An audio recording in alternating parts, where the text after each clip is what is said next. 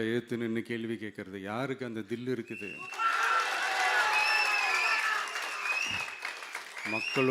மக்களோட ஒரே பிரதிநிதி நாம மட்டும்தான். ஸோ இப்படி இருக்கிற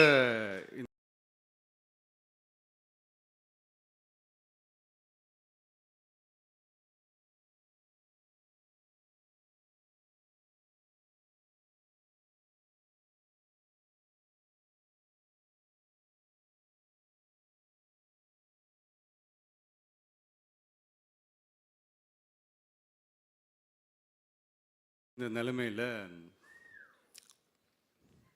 இன்னைக்கு இந்த டிஜிட்டல் உலகத்தில் திருவள்ளுவர் இருந்திருந்தாருன்னா இந்த தீய சக்தியை பற்றி என்ன திருக்குறள் எழுதியிருப்பாரு? ஒரு கற்பனையா, அநீதி, அராஜகம், தில்லுமுள்ளு இவையெல்லாம் திமுக முதற்றே உலகு.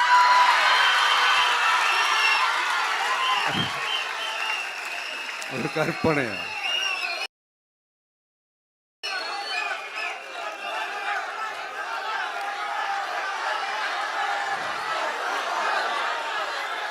அநீதி, அராஜகம், தில்லுமுள்ளு இவையெல்லாம் திமுக முதற்றே உலகு.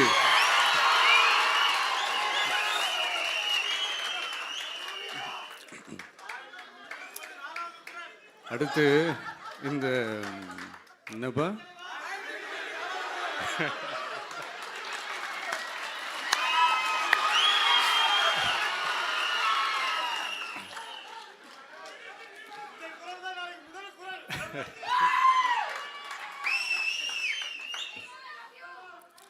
அடுத்து இந்த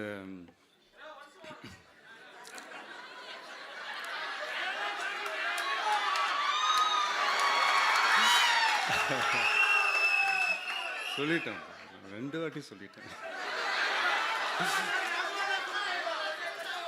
அநீதி, அராஜகம், தில்லுமுள்ளு இவை எல்லாம் திமுக முதற்றே உலகு.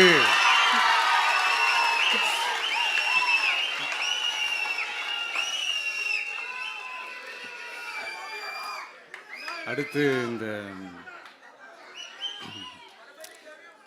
இந்த மும்முனை போட்டி, 4 முனை போட்டி அப்படிலாம் சொல்கிறாங்களே, சரி அவங்கள பொறுத்த வரைக்கும் அப்படியே இருக்கட்டும். அதில் மாபெரும் மக்கள் சக்தியாக நம்ம அணி ஒரு பக்கம், அடுத்து திமுக தலைமையில் மற்ற கூட்டணி கட்சிகள் ஒரு பக்கம், அடுத்து பாஜக தலைமையில் மற்றும் பலர்.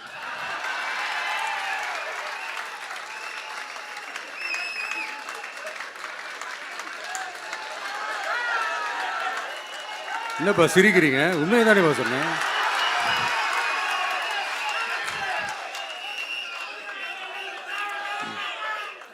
ஸோ இப்படி எத்தனை சக்திகள் எத்தனை பேர் வந்தாலும் திமுகவை வீழ்த்துறதுக்கு மாபெரும் மக்கள் சக்தியான நம்மளால் மட்டும்தான் முடியும், நம்ம டிவிகேவால் மட்டும்தான் முடியும்.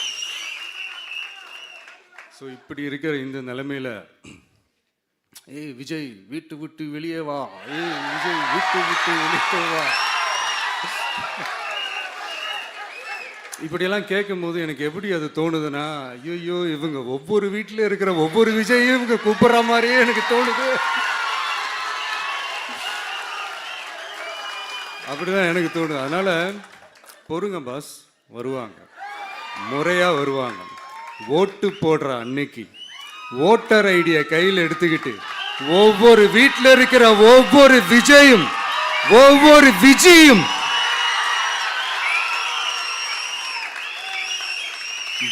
பூத்தா காலையிலேயே வந்து நிப்பாங்க பாருங்க.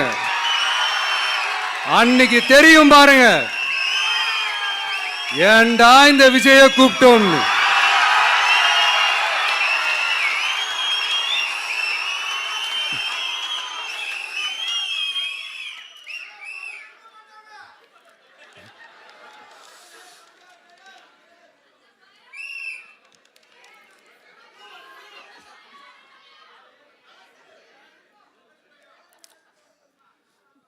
ஸோ இப்படி பேசினா உடனே இவரு நான் சினிமாவா இது அப்படின்ட்டு ஆரம்பிச்சிருவாங்க. நான் சினிமா விட்டாலும் நீங்க சினிமா விட மாட்டேங்கிறீங்களேப்பா.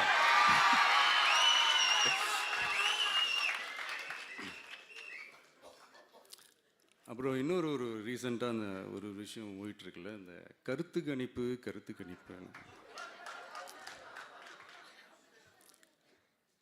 அதில் நிறைய பேர் உண்மையான கருத்து கணிப்புலாம் சொல்கிறாங்க. அதையும் நான் தப்பு சொல்லலை. சில பேர் கடுப்பில் விட்ட கணிப்பாகவும் இருக்குது. அதையும் நான் தப்பு சொல்லலை.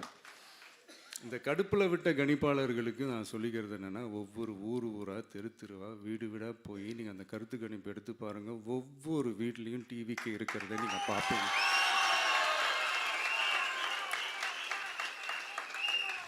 அப்படி சப்போஸ் உங்களுக்கு அது ஷாக்கிங்காக இருந்துச்சுன்னா ரப்பர் வச்சு எல்லாத்தையும் அழிச்சிட்டு மறுபடியும் முதல்லேருந்து எடுத்து பாருங்கள், அதே ரிசல்ட் தான் வரும்.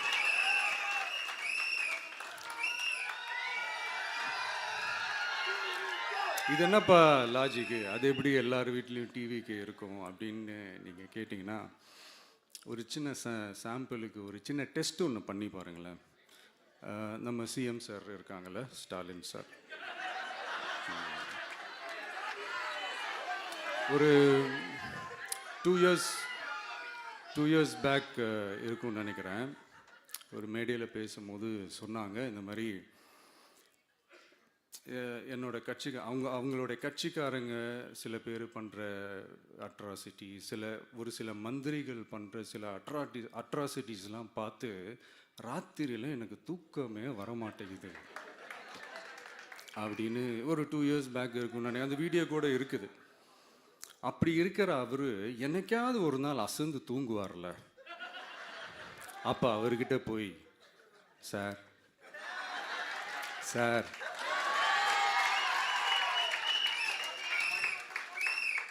எந்த சின்னத்துக்கு சார் ஓட்டு போடுவீங்க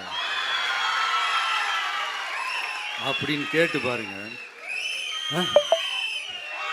விசில் சின்னத்துக்கு தான்.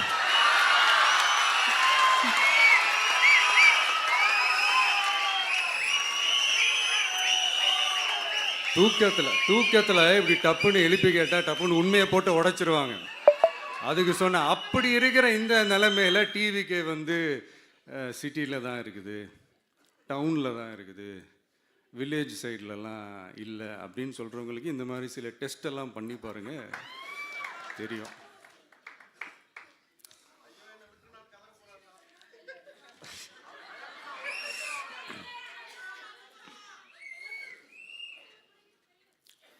விசில் சின்னம் போகாத ஊரே இல்லை. விசில் சின்னம் எங்கெல்லாம் இருக்குதோ அங்கெல்லாம் டிவிக்கே இருக்குதுன்னு அர்த்தம்.